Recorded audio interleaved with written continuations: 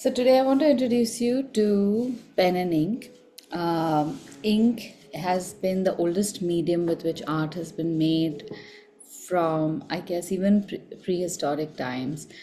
When we see pictures of cave paintings, if you think about Mhm. what medium they used, it is usually some kind of ink which is made from really earthy substances like charcoal or rocks. Um, Mhm. or just rock pigments. So obviously, if they've lasted 30, 40,000 years, you know that the earthy mediums are also pretty good. You don't need too many chemicals.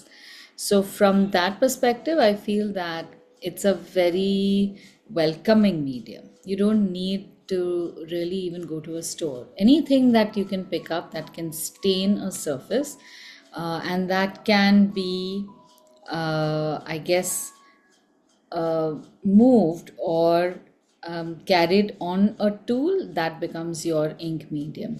So you can use things like coffee or berry juices also. They work very well for Like in. ink illustration. Yeah, easily. The ink that I've asked you to get today, though, is this Dr. Martin's Mhm. Black Star. So this is one of the best inks that I have found. There are a Mhm. lot of other brands, and I'm sure many of them are pretty good. This one has a certain depth, darkness, and viscosity that works very well for a range of illustrations, a range of Mhm. papers, and it lasts and lasts and lasts and can be really diluted and still works well.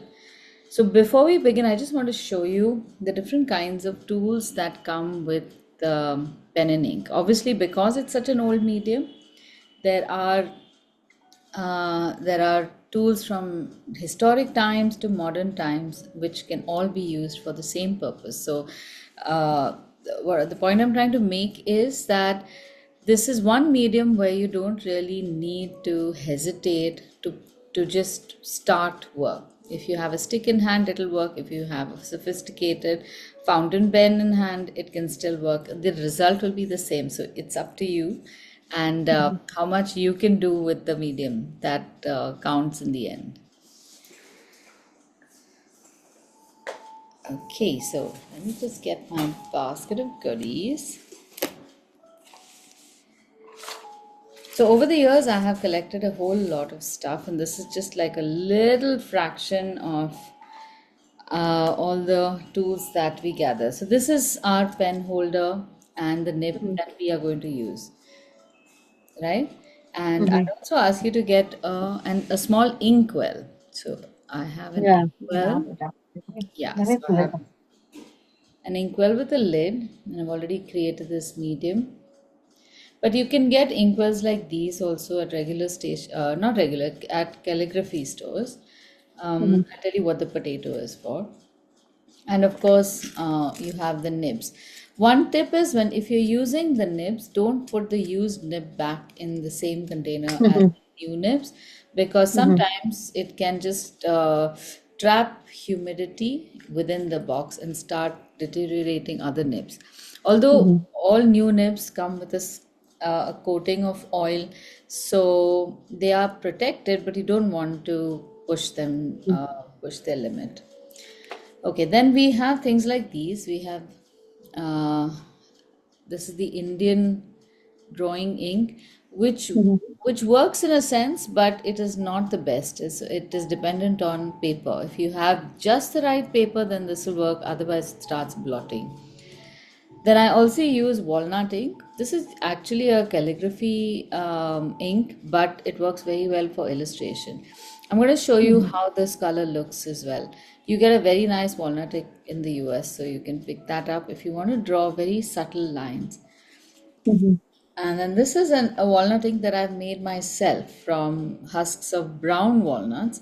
This is black walnut husk. And these are uh, this now needs a solution of gum arabica to become Mhm. viscous so that I can actually draw with it. In this box, I have a whole bunch of nibs, and this is like 1/200ths of the nibs that I have. And I just happen to have this. You do not need so many nibs. I was gifted those nibs by a friend who bought them off of somebody on eBay who was selling Mhm. them because he had a store and he was shutting the store, so he was just giving them away. Uh-huh. So, a box like this helps to collect and keep your nibs safe. You don't want them damaged. Definitely don't keep them in pouches or something. They have to be protected. And Mhm. then I have this really cute thing. This is something that I bought only because how beautiful the pen looks. This is a glass pen. Again, I'm going to show you how the glass pen works. It has no reservoir, it doesn't refill. This is also a dip pen, Mhm. but it's Mhm. got these ridges along the tip. That Mhm. is where the ink will settle and slowly trickle down towards the tip, which you use for drawing. It's such a beautiful, elegant design.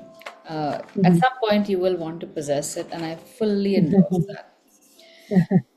All right, so now let's start off with the nib.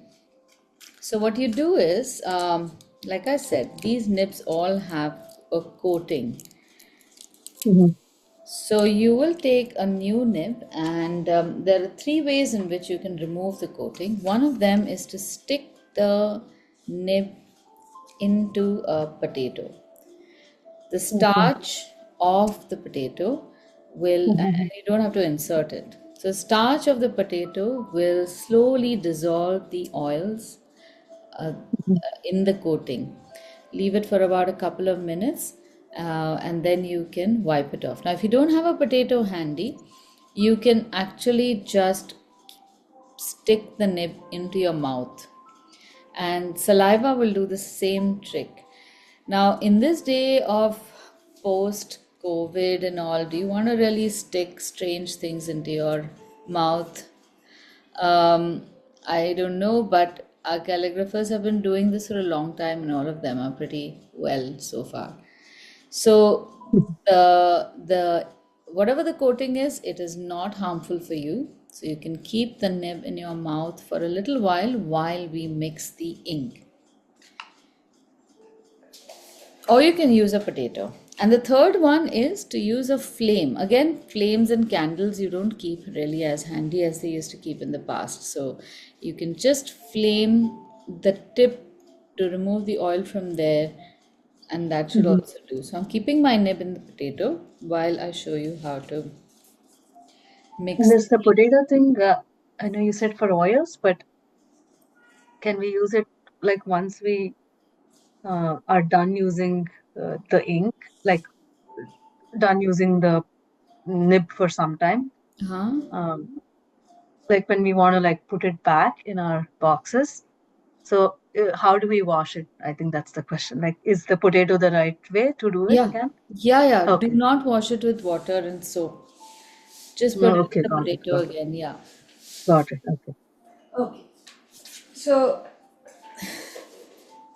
first thing to do when working with ink is to protect your surface. This is waterproof ink, so it is meant to be indelible and it will stain every surface that it touches permanently. And at some point or another, you might accidentally either drop a pen or a drop of the ink or whatever. So keep something to protect your table or your surface. Um, even Mhm. a sheet of paper is fine. Anything to block the ink or at least arrest its spread. Now, in your container, Mhm. first, you will take just one whole capful of this ink. Now, since I already have the ink, I'm not making a new ink, but take a whole, I guess, a dropper full and Mhm. put it in your inkwell. Just one, okay? And Okay. then, if you've got a teaspoon, or better still, if you've got another dropper, Mhm. you can add water to it. Okay, just give me a second. Yeah.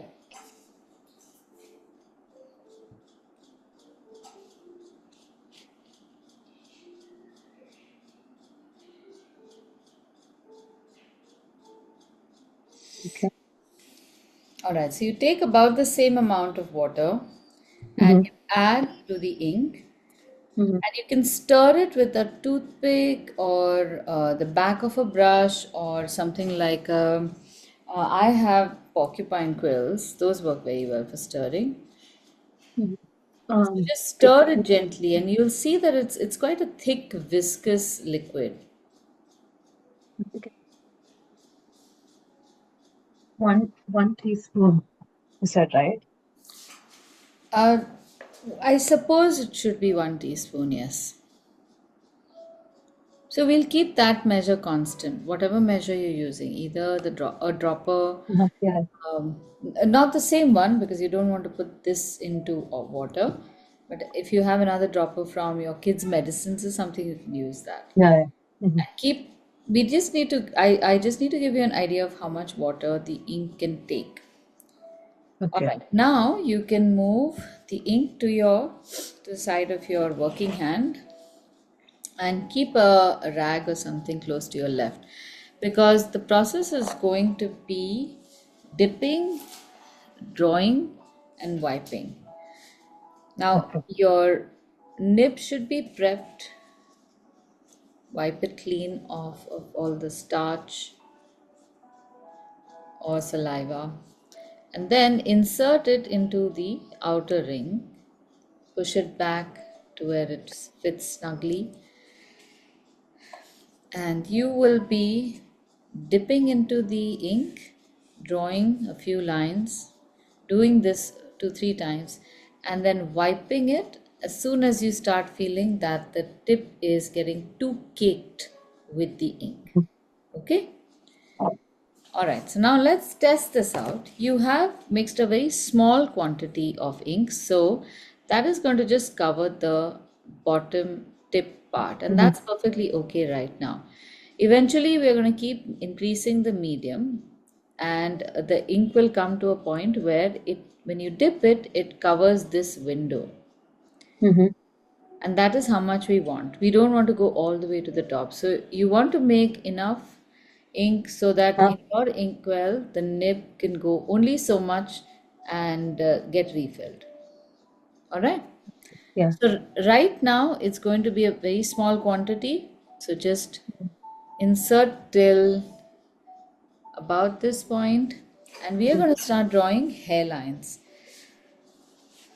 So hairlines are basically just the thinnest line that you can draw with the nib without any pressure. I'm holding the pen in its regular, like any pen that I hold. The curved part of the pen obviously would be pointing upwards. People who've not used nibs before, I realize, have felt that they can use it almost like a spoon and then Uh-huh. Uh-huh. pour Okay. the ink, which is an innocent mistake because they've never worked with ink pens. So this seems almost an unnatural way to write. Mm-hmm.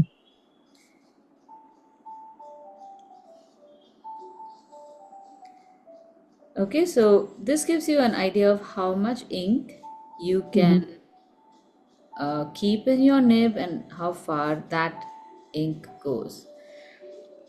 Now we're going to add, uh, no, before we add, let's try this. Put some pressure on your nib and draw a line in that uniform pressure all the way from left to right.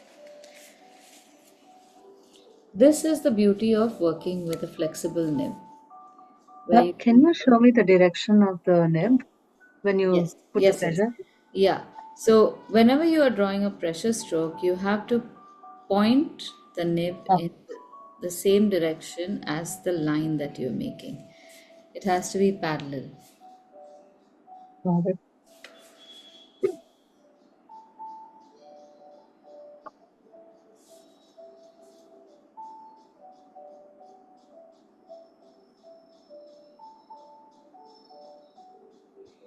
So that means when we are making the vertical line, Mm-hmm. we need to put the pressure. I mean, we need to put the nib like as you showed in the beginning, right? When you're drawing a vertical line. Vertical line? Yeah. So you'll keep the pen vertical. Yeah, yeah, like that. Yeah. Yes, Okay. yes, that is true. Yes.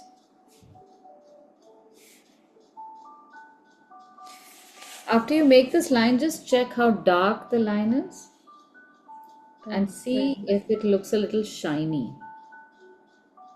So if it is looking shiny, that means you can add a little more water. So This one again, doesn't look shiny. uh-huh. Mm. Yeah, it doesn't. I don't know if you can see it, but it doesn't look shiny. It doesn't look shiny. Yeah, even mine doesn't Yeah. look shiny. But you can add more pressure, huh? Okay, okay. So you can add more water now at this stage. The same amount that you added before. So add one more teaspoon Mm-hmm. and then see what the black looks like. So what I want you to do is draw a few lines, add water, draw some Mm-hmm. hairlines, draw some pressure strokes, and see what's happening. And keep doing this just to see that you can add a lot of water to the ink before Okay. it starts becoming gray. So Got it. as you add water, you start making it less viscous, but you add to its flow. Mm-hmm. We want something that is flowing easily but is also dark. You don't want to compromise on the Mm-hmm. depth of color.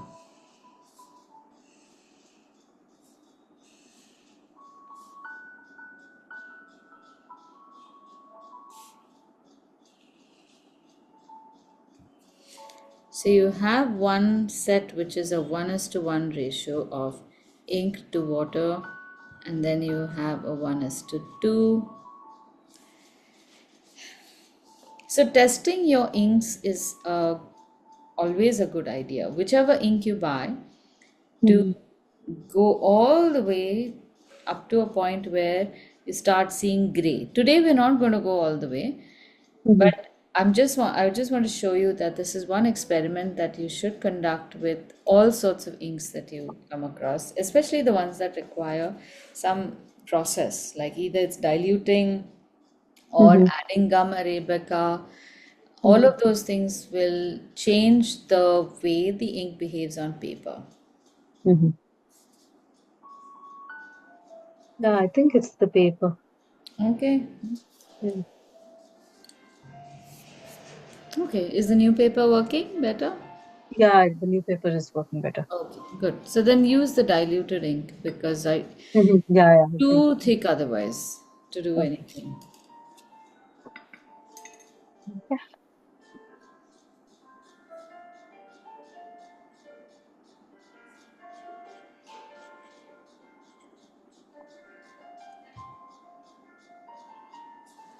All right. Now let's try uh, scale. So you can make two long rectangles. We are going to build a scale of tones in two different ways.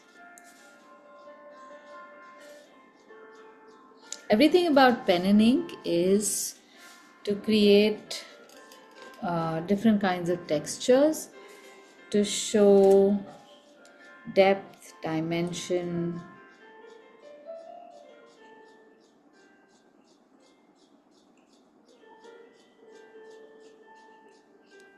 Also, of course, not to forget, we are showing the form,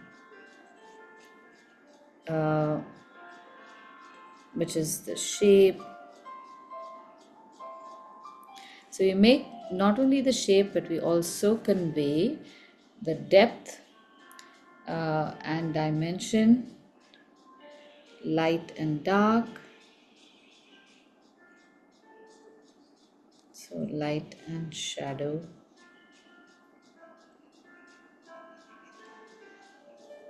And texture. So all of this is just conveyed through different kinds of lines and the interplay between positive and negative. Positive being the ink and negative being the blank spaces we leave in between. Mhm. So, in the first box, I want you to draw hairlines, which is just thin lines that you will draw from the top of the box to the bottom, where Mhm. you will not change the pressure, Mhm. but you will change the distance between the line periodically. So, do this exercise very slow. Draw thin lines very close to each other. After drawing about 5, 6 lines, change the distance between the lines, then keep that distance consistent for the next 5 lines. Then again change the distance, make it slightly larger, and the increment must be as gentle as you can keep it. Don't make it too starkly different. So here we are tricking the eye to see light and shadow just by increasing the negative space between the lines.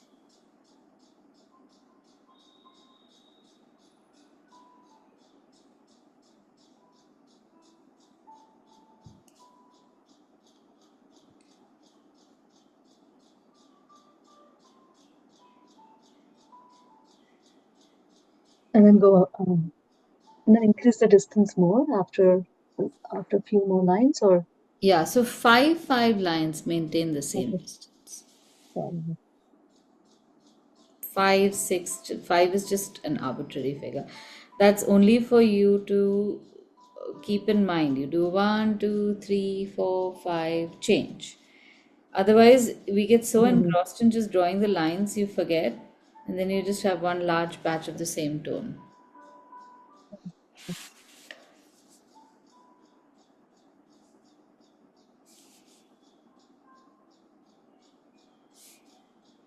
Okay.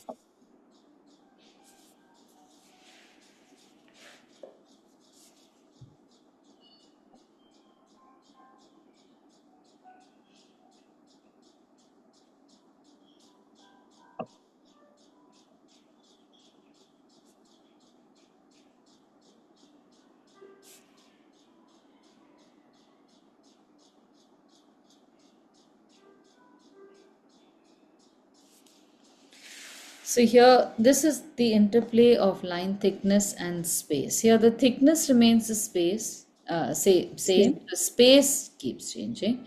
In the next one, we are going to change the thickness but maintain the space. So Okay. what you can do is actually just divide this, um, just to be completely objective and mathematical. Just put a dot on any one side, dividing the vertical space into half, and then into quarters, then into eighths, and further keep dividing it as best as you can visually to maintain the space between the lines as equal. So again, further, I think I'm now dividing this into 32. This all depends on how large your rectangle has been. Mhm. So I think my dots are about 5 mm apart, 4 or 5 mm apart. Mhm. Okay, now that you've made this, from the top to bottom, we start off with changing the thickness of the line. So we can turn the book around, start from the left maybe, and first make a hairline. The first 5 lines can be hairlines. Don't add any pressure. Don't worry if the line isn't even straight, that's okay. The next one, add a little bit of pressure and keep that pressure consistent.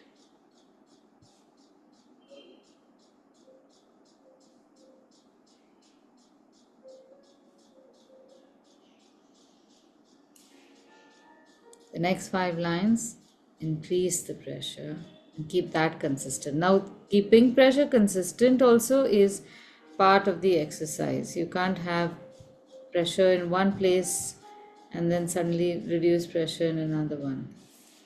Already, can you see how you are changing the tone while the distance remains the same? Mhm.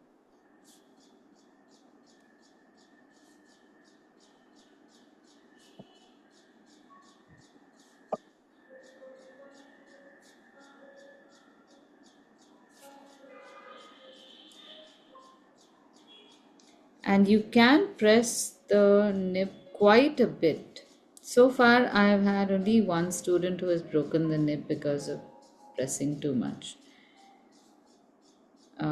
Over 8 years. Mhm. So I think they're pretty strong statistically.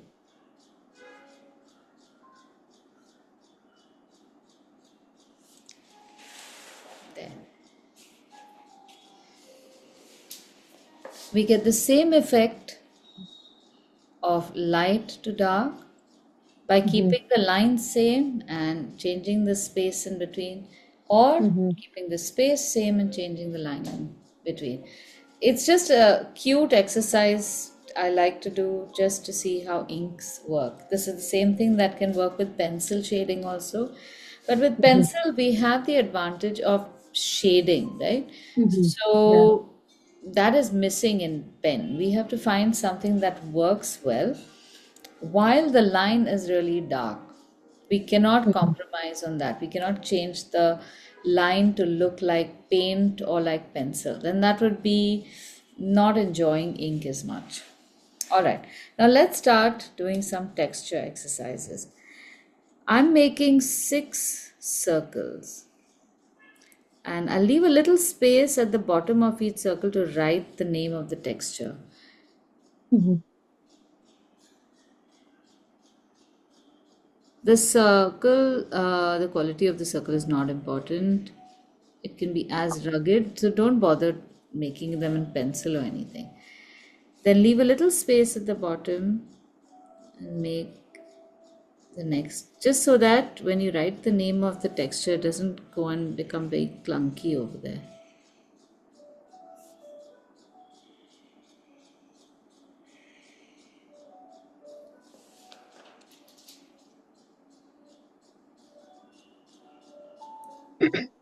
Yeah, done.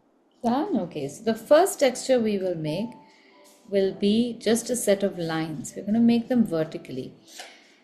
I want to show you how to use the pen the best in the best position of the hand for it. So normally when we write with a pen, our uh, pointer and our thumb are in the same line, a certain distance away from the tip, and this is how we write. When we are drawing, we have to make larger lines. So you can shift your thumb up and tilt your pen such that your uh, pointer finger or your index finger is on top, not sideways like that. Mhm. And start drawing like this, especially this particular texture, which entails drawing lines. So instead of drawing lines like these, where your whole hand is going to move on the paper, keep your wrist in one place and just flick the line downward. So starting from the left, I'm making small lines. I'm just filling the top half with a set of hairlines. They're going to look rather light. They're very close to each other. This is the darkest tone that I'm going to be able to make. The lines are not ending at the same place. They trail off. So your action is can be very pendulous. You don't draw a straight line as much as you start off strong and then the tip of the pen just gets lifted up as it comes downwards.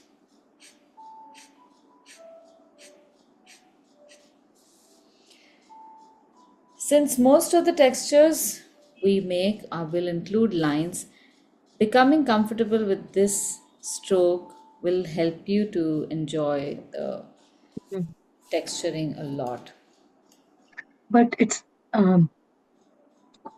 is that sort of hole only for textures or regular drawing also? Should I? Texture. Regular drawing, you might need more control, no? So then Yeah. you can Okay. hold the nib this way. But when you're Mm. drawing lines of any sort, especially long lines, it helps Uh-huh. to do this, where the thumb merely acts almost like a pivot or the a hinge Uh-huh. Yeah, yeah. on which the index finger can then just keep going front Uh-huh. and back. That will also help you keep all your lines parallel and not too wobbly. Mm, okay. Underneath this, you can add a second set of lines which are the same thickness but they are a little further apart. So for me to make like vertical lines, Mm-hmm. the way you are saying, I mean, Mm-hmm. actually, what works for me is to like just uh, turn the pen this way, and then just again, I'm like keeping the wrist constant, and I'm like just Mm-hmm. pulling the ink. Yeah, that Yeah. that works too, Down. of course. Yeah. Yeah. You can try the technique that I've showed at some point to see if that works. But even this is fine. You can hold it sideways. Yeah. Um, there isn't any strict rule about doing it one way or another at all, except that in a tool like this, if you're drawing like you write, then you are compromising on your drawing skills. So think Mm-hmm. of different kinds of holes. This is Mm-hmm. perfectly fine too. And even in this, even while you're Hmm. making these vertical strokes, keeping your thumb away might still Yeah. increase your mobility. That's all. Okay. Okay. So I have made two lines afterwards, two rows of lines afterwards. One is the second row is a set of lines which are slightly apart from the first, and then the third row is again the lines are slightly apart still. And this is called hatching. So, hatching is where you use a set of parallel lines in different densities to convey light and dark. Mhm. The next one is cross hatching. So, in this, we are going to draw lines. So, this is now making these lines using your hole. You draw a whole set of parallel lines across the entire circle.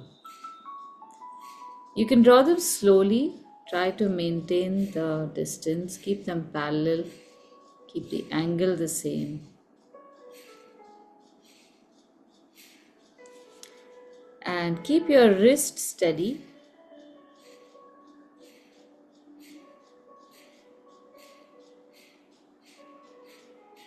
A little bit of the line can also come out, go out beyond, that's okay.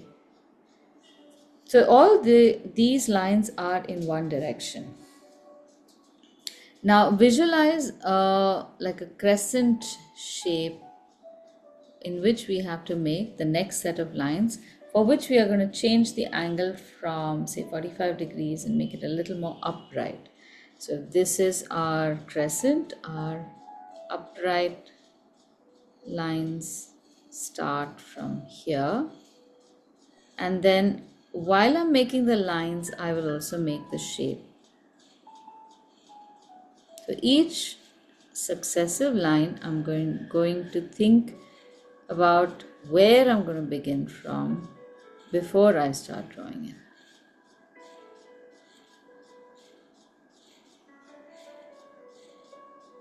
And I have created, therefore, a subtle darkness in the second part of the circle.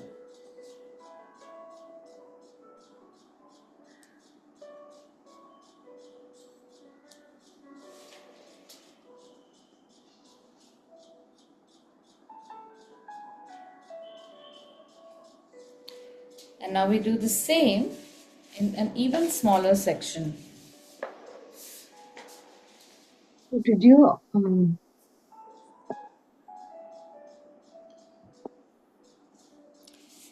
okay, mine is almost, yeah. I know that's okay. Is it working? Yeah. So this looks like this. So in the last section, make the lines even more upright. They can also tilt in the other direction. As long as it's not the Okay. same angle as the first two line sets, Okay. we are Okay. good. Okay. So yeah, so the last one I can even tilt it, right? Yeah, You tilt it said? even Yeah. further. Hmm. Okay. So here the shading becomes even darker because of the fact that when you cross a line, there the perception of darkness is higher. It could Mhm. be that at a very micro level, the ink is jumping over the other, creating this dark patch of overlap.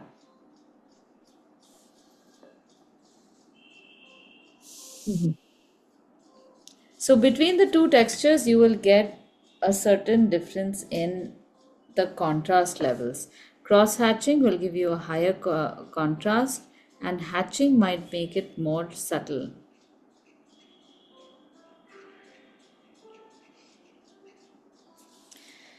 The next is contour. Contour is when you create dimension using lines that follow the shape that you want to convey. So, we want to simulate uh, the illusion of a sphere on the circle. To do that, we will identify one corner from where we will start drawing these oval shapes, which will almost resemble your latitudes. And in the process of drawing these, we will also leave a certain highlight in this section. So I'm drawing these ovals, which are in the beginning they are complete, but then I start leaving a gap, and some places in the gap I will also draw a little trail of lines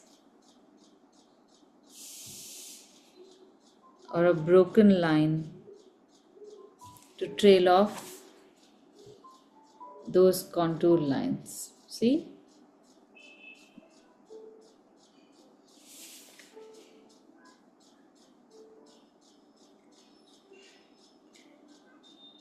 Now, if you've not wiped your brush so far, pen, this might be a good point to wipe so that you can check if your hairlines are still hairlines.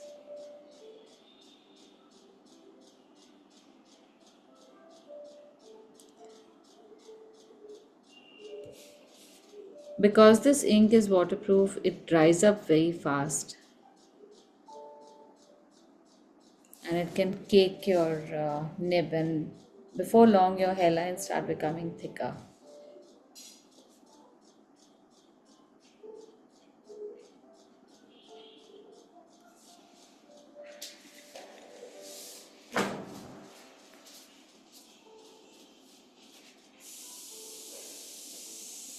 Okay, the next one will be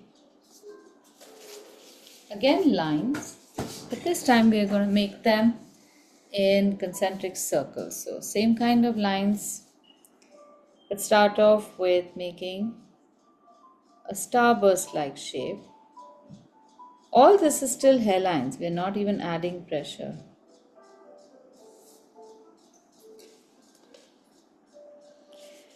And then keep making lines around that starburst in a series of concentric circles, where depending upon which side you are bending, like now I'm bending towards the right, I can turn the line a little bit to the right to add more, I guess, meaning. And on the left, I can bend the line towards the left to make the texture really more significant. Almost like mini contour lines themselves.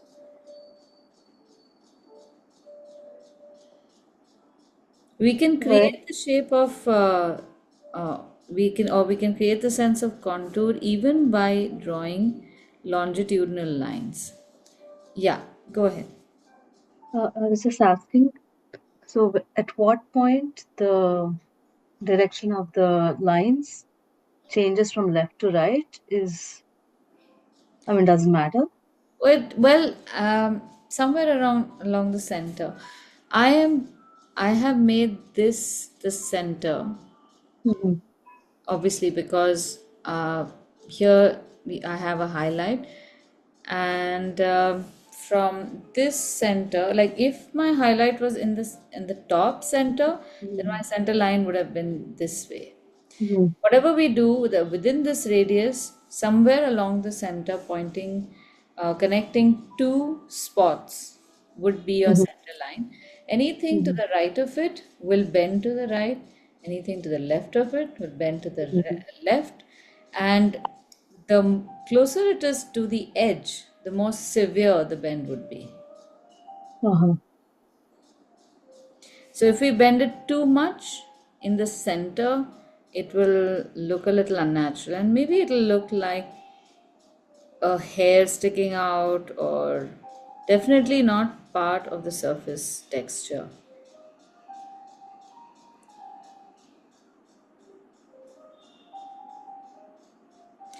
And now, as you go a little further to the other side, you can increase the density of the lines. That's how you will make the other side look like it's in shadow. Yeah. Hmm.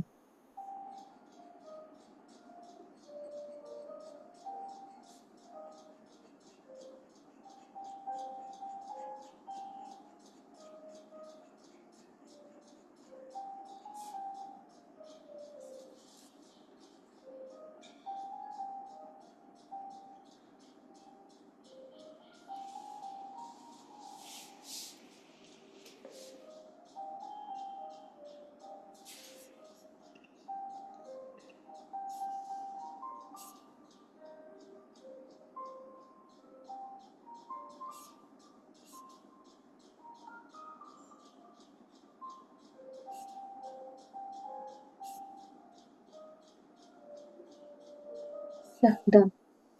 All right. The next one is just a scribble. So we will recreate the same texture as a scribble. This time, I would advise you to hold the pen really far away and let it just touch the surface and make some marks. Hmm. Because very often, when we are consciously making marks, we'll end up making the same kind of mark. We'll just make all these. But what we want is a more free flowing scribble. And lifting off of the pen, or You I may, don't feel it. you Okay. needn't, it's pretty much the same. Okay.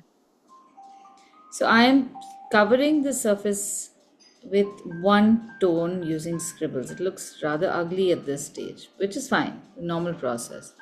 But if you squint your eyes, you will see that there isn't any one point where there is a shadow or light. Here, there's definitely light. So now I will start increasing the scribble in the blank spaces wherever there is no light, or it's supposed to be in a shadow.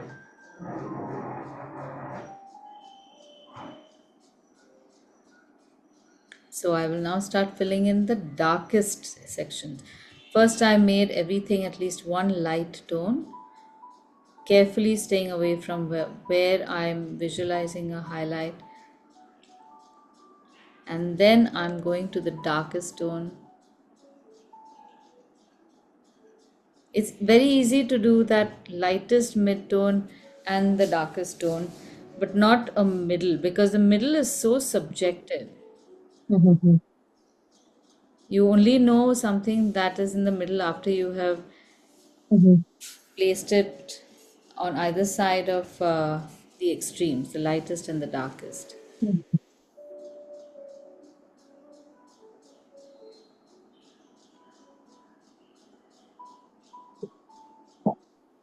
Now I can make the darker sections even darker too.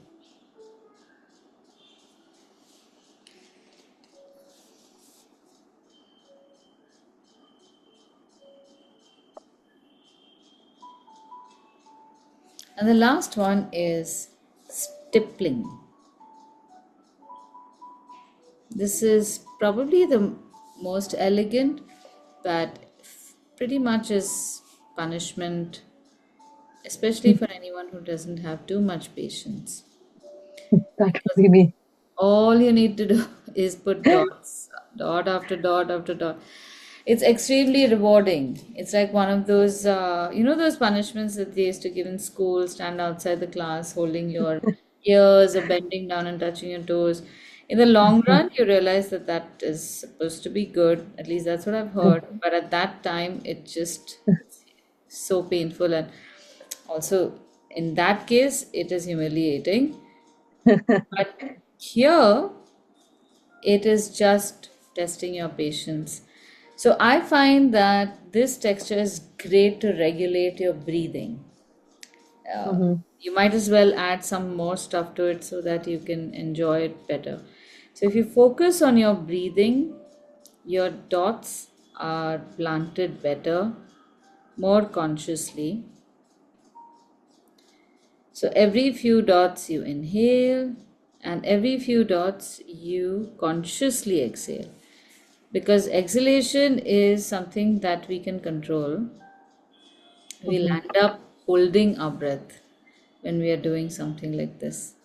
Partly out of impatience, partly out of just stress. So start off again, like we did the scribbles, by first distributing a whole set of dots all over the area that you want any kind of shade or tone at all, which means most of the section except for the highlight. And then slowly start increasing the dots in the darkest section. Use the same principle as we did in scribbles. It's easier to make the darkest section and then trail that off into the lightest section.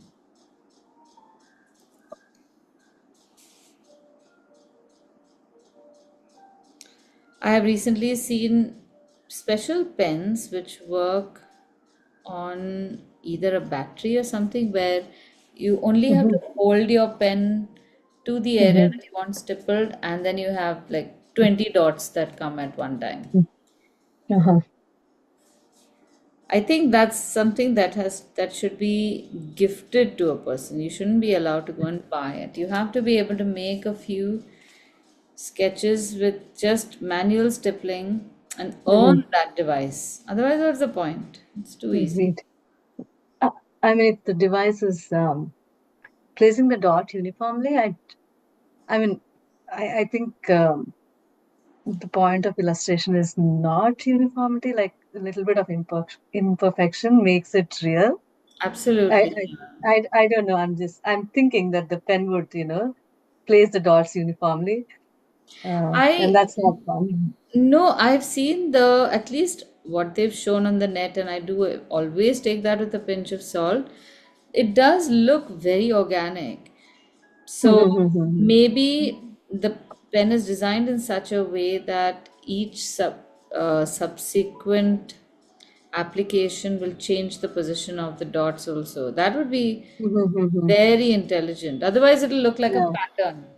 yeah. Exactly. That's what I Correct. was thinking. So what Yeah, you're saying is perfect. yeah. Let's I think you might be able to find it over there before I would find it here. Any case, stippling is not used as much, or indeed pen and ink itself is not used as much in India, I think. Hmm. Very few Hmm. artists are working with pen and ink the way it should be worked. The ones who are, um, I think, work with a pen and do mostly doodle art. So Mm-hmm. that's still just a little bit of what you can do with pen and ink. Mm-hmm. And the others So are working on anime, which is again one yeah, that's what I art. was gonna ask. Yeah. A lot of But cartoonists use ink, these dip pens. yeah, that's what I was, because I was actually researching about like Hmm. where this style is used, and I've I seen that a lot of comics and cartoons. Yeah. Right? Yeah. Comic books and cartoon artists have traditionally used inks. Mm-hmm. Illustrators also use ink. Mm-hmm. It's only now I feel in recent years, well, by recent, maybe 200 years, Mm-hmm. that ink drawings themselves can also be considered as legitimate art. But Mm-hmm. I guess that is the case with much of what was considered art at all. Watercolor painting was not considered as the finished art product. Yeah, Neither so was was, Impressionist, right? sorry? So was Impressionist. That was Impressionist? for that was because of a clash of the style of painting, not the medium as much. Okay. Okay.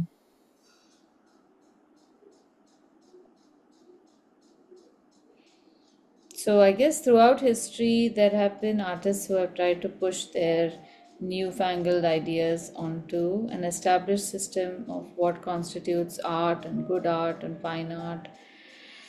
And sooner or later they just relent. The pushback is always too weak to sustain.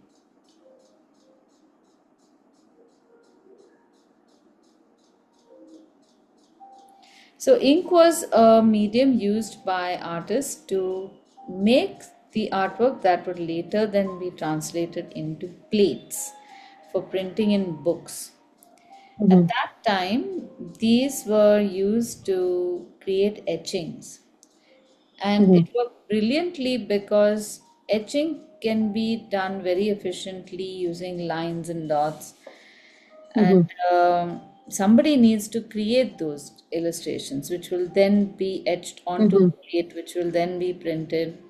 In Mm-hmm. fact, most currencies in the world, paper currencies, are still using etched designs. Mm-hmm. The That whole mesh of textures that you see in any currency note comes Uh, from various designs which are etched together, sometimes on the same plate, more often on the same plate, making it an extremely complicated design to copy. That's the mm-hmm. whole idea behind it. Mm-hmm.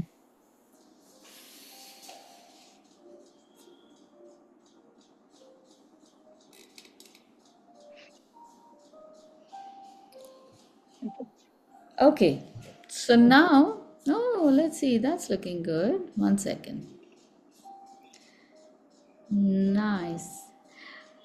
So I can see that the ink is already started caking your nib. So Uh-huh. maybe you can wipe your nib much more frequently. Okay. Oops. Okay. We have to try to preserve the hairline as much as possible. Got it. Okay. So I Okay. have a question. Yeah. So just like, so actually I took like exactly one drawing class in which this was taught, Mhm. and then we did it with pencil. Mhm. So, and then also one of the exercises, or maybe a couple of classes, but one of the exercises was to learn how to, just to like the motion of like circles and lines and Mhm. uh, practice it with pencils. So should we be doing that with the ink pen as well? I didn't understand what you meant by that. Like something like this, like just doing circles and lines, and so that was a practice exercise for the drawing. Yeah, like just Oh, the pencil yoga thing. yeah, with pencil. Right, right. Yeah, so Um, would you recommend something like that for ink pen? not the same. No. So the exercises for ink are themselves just illustrations, in my opinion. So the reason why I don't recommend that with a ink with a pen is because our dip pen requires dipping, and that breaks the flow for which that pencil exercise Mhm. is Right. recommended. You Yeah. can do the pencil exercise endlessly and it helps to build your muscle, but with pen we do something completely different. Mhm. So you have to do more and more of the same textures with pen and Uh-huh. try to make them in different ways. That's all you need to do. And clubbing that together with the pencil exercise which you do in pencil will help Mhm. to keep your hand stronger and make your line much more supple. That is the only connection I can draw between the two. Okay. Okay, so case in point, I'm going to give you a small exercise. So pick up anything on your desk that you can draw. We're going to draw it. I'll show you how you have to draw it. So we are not trying to make it look exactly like the object as much as we are going to create lines in pen that are supposed to create that the illusion of an object like that. So your lines Mhm. have to flow. We don't Mhm. want to draw very precise lines. At Mhm. any point, in any case, whether we're drawing pencil, watercolor, or ink, I'm constantly trying to tell everyone that if you want your object to look exactly like that object, we will click a photograph. But let's do That's right. something else. We have so many other things that, so many other ways that we can express that. Why do we want to stick to the exact same thing? We are creating a semblance of it. So Mhm. focus on freeing up your line and making almost like a whirlwind of lines that are enclosing that space, that shape, sorry. So I'll show you how I'll go about Mhm. it. We'll use the same. I love. This one? Yeah, I was gonna do that Yeah, actually. yeah, this is the Yeah. best. So Yeah. I just wanted to observe how I'm doing this. There are a few Mhm. exercises I'm going to give you over here. So don't draw on this side. We'll just draw Mhm. these objects on the right. Mhm. So I'm holding the pen in a way that you can see. I'm gonna draw it exactly the way you are seeing this object. Okay. Okay. So normally we would take this and draw something like this. Mhm. That that's all very boring. So draw things like these. Draw lines that enmesh with each other. And don't worry Mhm. if they are accurate or not. Have them have fun with each other.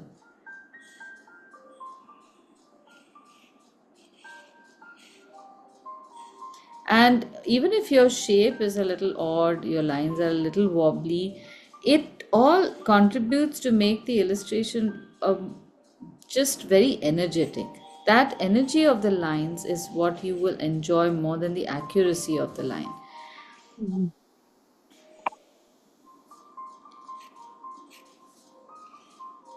So you notice how it Mhm. looks like this bottle, but it can't be anything else.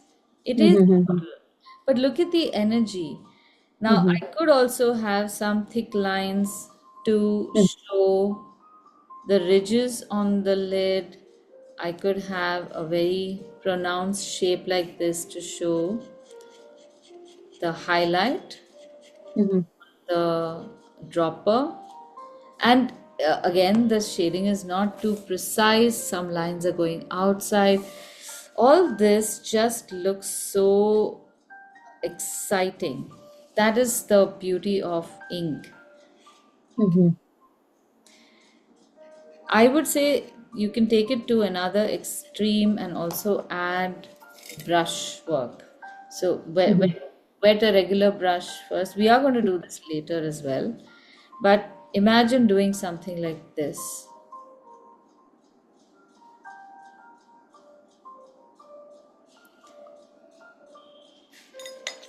and then go back right into the uh, drawing with your pen.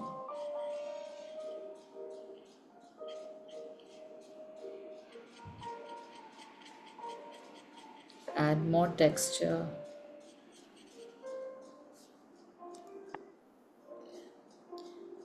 And depending upon where you put the pressure, or like is with every illustration, each illustrator's work becomes unique Mm-hmm. instead of being identical. And we want to do that, we want to keep it unique.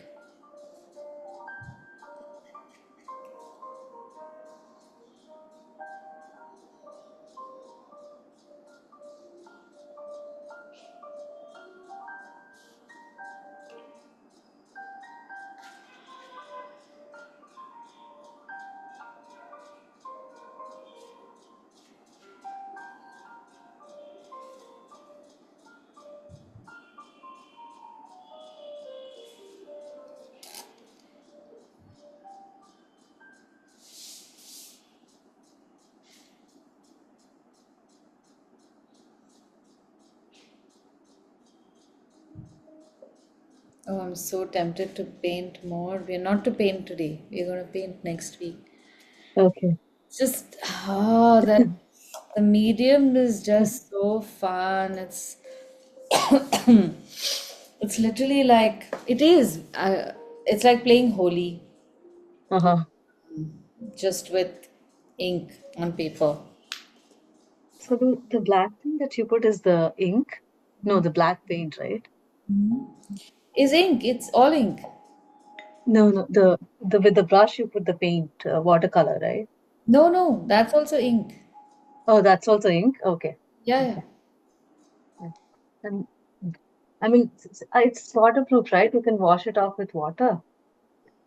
What can you wash off with I water? mean, can you wash off the brush with water? Yeah, yeah. Brush you can. And the brush, before you take the ink, also wet the brush. Okay. Because a dry brush is it's very vulnerable. When you put this into any liquid medium, the liquid rises all the way up into the shaft. Mm-hmm. So there are Mm-hmm. chances that your ink will go up to the shaft. So next time you use this for painting, then Mm-hmm.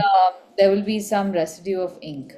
So Mm-hmm. wet the brush, wipe Mm-hmm. it, so it's moist a little bit, and just at this joint, the water has gone and protected it, and then you Mm-hmm. can dip it in the ink, Got it. so that only the tip will get the ink.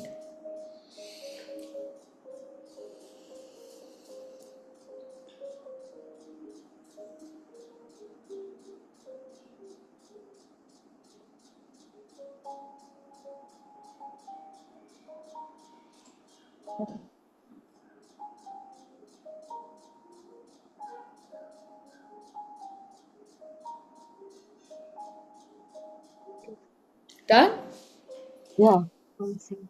Okay. So let's see. Okay, this is very nice. But can you see how few lines you've drawn? Yeah. It's, Strange? yeah. Yeah. Yeah. That is what we need to change. Uh-huh. Yeah. And this is going to be your exercise through the week. You Uh-huh. have to make tiny illustrations on the whole page of different things. You can Mm-hmm. you can make of bottles or literally any object that you see, and don't give yourself anything more than a minute to a max 3 minutes to draw Yeah. something like this. Before you know it, like within 10 lines, your shape will be ready. But by the end of the week, your hand must be able to flow. You should not feel anything if you draw a line that is slightly crooked or goes beyond Mm-hmm. the edge, like something like this. You Mm-hmm. should be able to start seeing how those lines are Mm-hmm. coagulating into the shape. Mm-hmm. Got it. Right. Okay. Yeah.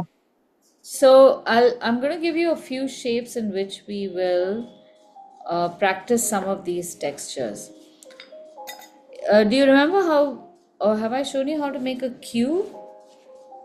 No. This may be one of the pencil yoga classes. I'll go over it again. So Mm-hmm. you draw two dots, visualize a line joining these two dots, visualize the center, and then draw a dot at the top and bottom of that center. So you get this flat Mm-hmm. shape. Mm-hmm. From the bottom, draw a line going down, and from the two sides, you will draw two lines which stop short, shorter than the center line. and then join the two edges, or the loose ends at the bottom.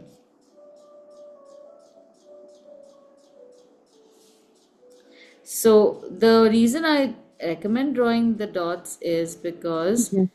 they help you to visualize and I guess plan a particular sized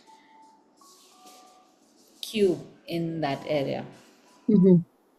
So this was a technique that I learned when I was about 10 or 12 years old, or 8, I think. When we lived in Lagos, and on TV there was a show called Secret City, which was hosted by an artist named Mark Kistler, who lives in Texas and who has a Mhm. wonderful Instagram where he is trying to do these 1 million artists or something like that. I'm going to share his Instagram with you. He's pretty Mhm. old now, but Mhm. he is so full of energy, and his art is just so cute, very accessible, and easy for everyone. And he is a sweetheart. All right. Anyway, now let's try shading this using this cross hatching technique. So make lines in any direction. You don't have to make them parallel to any of the edges. Mhm. As long as they are parallel to each other, the lines will work as a texture. Okay. So I'm making these again at that 45-degree angle, and I'm making them across two surfaces. So the top and the left surface. So I'm breaking my text Mhm. over here at this corner and then continuing it on the left so that the right side looks like it is highlit already. Right, right. Okay. Now this becomes one tone. And if Mhm. you want to change the tone as per our cross hatching technique, change the angle, make it slightly more upright, and in Mhm. the left face, add one more set of parallel lines, and you will start seeing that 2D shape suddenly starts looking like a 3D cube, Yeah. right? Mhm. Yeah. Cool. Now the next one we can do is these hatching. Again, select any two faces. On one face, you will make the lines very close to each other. This Which technique you said? hatching, which is just Okay. drawing parallel lines. So Okay. Okay. here there is no overlapping of the lines. One Mhm. surface, we are going to make the lines very close to each other. And then another surface.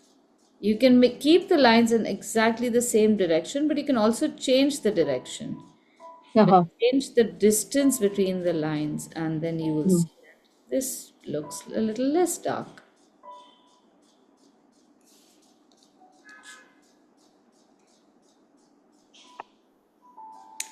And the last one, you can choose whichever. You can do scribbles, tippling, I'll leave that to you. But I want to Mhm. move to the next shape, that is a cylinder. A cylinder is also made like we would make the cube, start off with two dots, and we are going to join these with an oval such that the sides of the ovals are almost like two short straight lines, so that we don't have two pinched edges.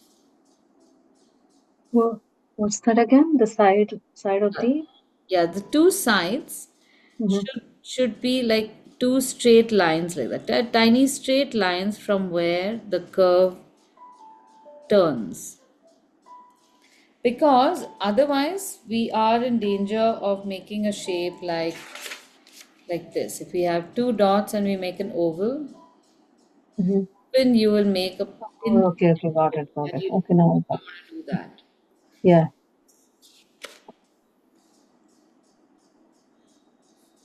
And the bottom is again a curve that is exactly parallel to the lower part of the Mhm. oval or slightly rounder than that also.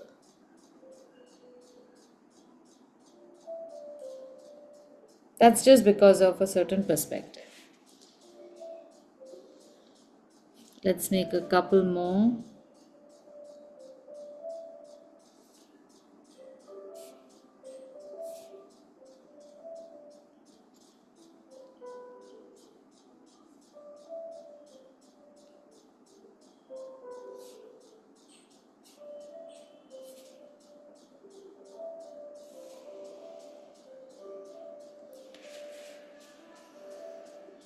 In the first one, we are again going to make lines. So this hatching technique again. So draw lines which are very close to each other. Now here it is very consciously drawn so that because it's not a flat surface. On a rounded surface, as the round Mhm. Yeah. surface goes away from us, the texture Mhm. becomes closer to each other. Yeah. So the lines are closer, and then as we come towards the front, the Go line farther. start becoming, yeah, going far away. But now we're changing this. This is not just about the fact that dimension is seen like that, but we are converting this into a light and dark shadow. So the texture is meant to not show dimension as much as light and shadow. If it was showing dimension, when we Mhm. go to the other side, this structure would reverse. But That's because right. we are Yeah. showing light and shadow, we Mhm. continue to increase the space between the Mhm. lines. Got it.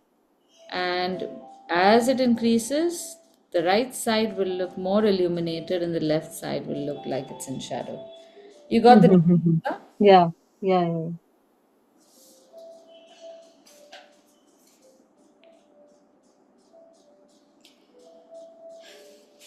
Now for the next one, we are going to mix two texture styles. We are going to do a contour, but we are also going to do a contour cross hatching. Let me show you how that works. Cross hatching would be drawing straight lines. But Mhm. instead of that, we are going to draw curved lines. This is a curved object after all.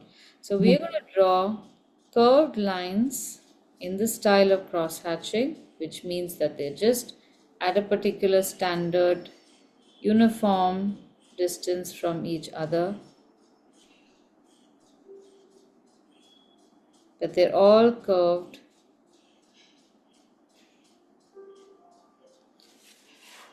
So already this shows some dimension, but it also Mhm. shows a shape. Mhm. Now we will change the angle and continue with the curved line, but only up to halfway across the cylinder.